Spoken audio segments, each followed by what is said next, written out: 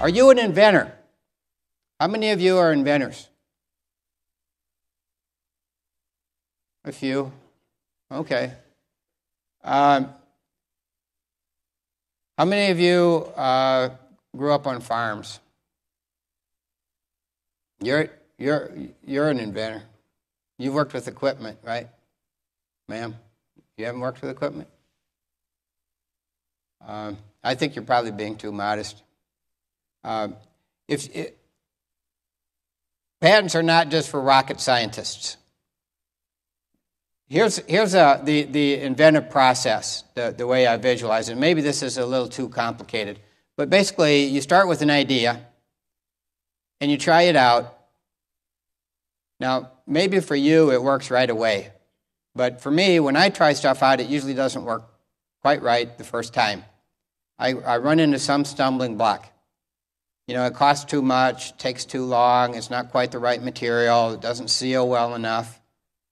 The program's too slow, I didn't think everything through, so I encounter this problem, and then if I could, and I've seen this again and again in working with inventors, and sometimes they do solve it right away, but often when they encounter that problem, that's where the layperson stops. They say, I don't know how to do this.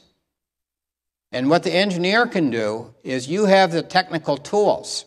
You got the toolkit, the mental toolkit. You often have the physical tools also. You're working here at Iowa State. I've been walking by some of the labs, and I see these great machines.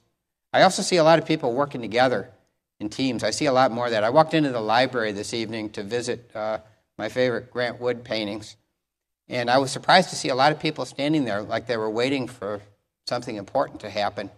So I asked, and I was surprised to see this. It's almost 6 o'clock, right? All these people are standing around. I said, what's going on? And they told me, everybody here is probably waiting for a work group.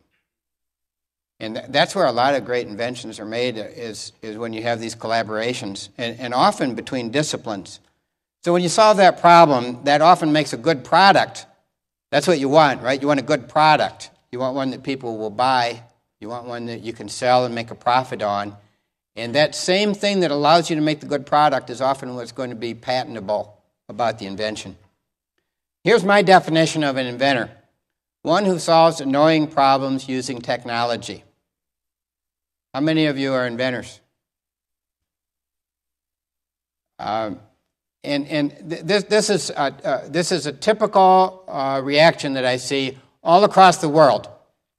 I gave essentially this talk to 2 groups of 45 engineers each in Singapore last month. And most of them, at the beginning and actually at the end of the presentation, are reluctant to think of themselves as inventors. But all of you solve annoying problems, right? Because that's what's assigned to you in engineering school. And when you solve annoying problems, if you solve something that's really new that nobody has solved before, if you do it creatively and independently, you've just invented something, and it's probably patentable. So if you're an engineer who creates new or improved products or processes, you are an inventor. The engineer's biggest patent mistake, all I did was solve the problem. It can't be patentable.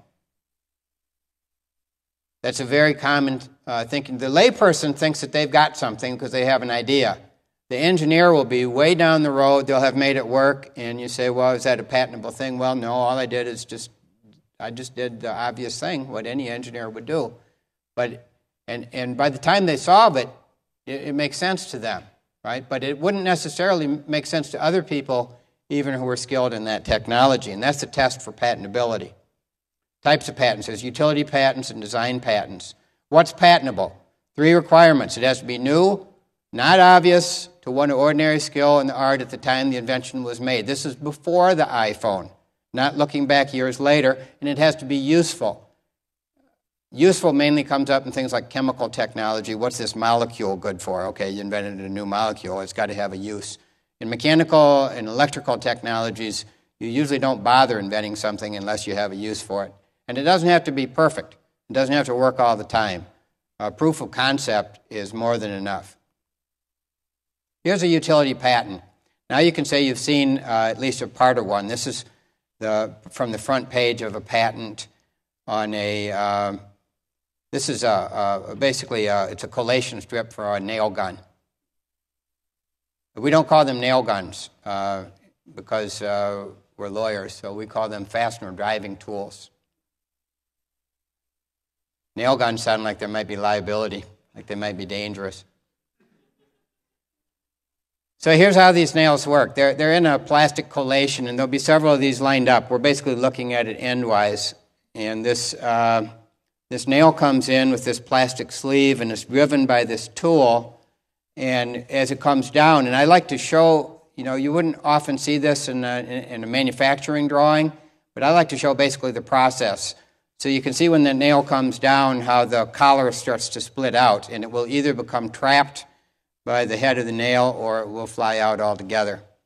And that is a patentable invention, as you can tell by the patent number. You only get a patent number if patent issues. There's a detailed description. Often when I write up a patent application, and this is one reason why there are patent attorneys, is because engineers hate to write up detailed descriptions. So what's the invention? Is it what's shown in the drawings? Is it what's written up in the description? Well, the hint is to read the claims. This is what the claim looks like for this fastener assembly. And it's got a lot of detail in it. This is what we call a crowded art. It's a crowded technology. This isn't the first collation for a fastener driving tool.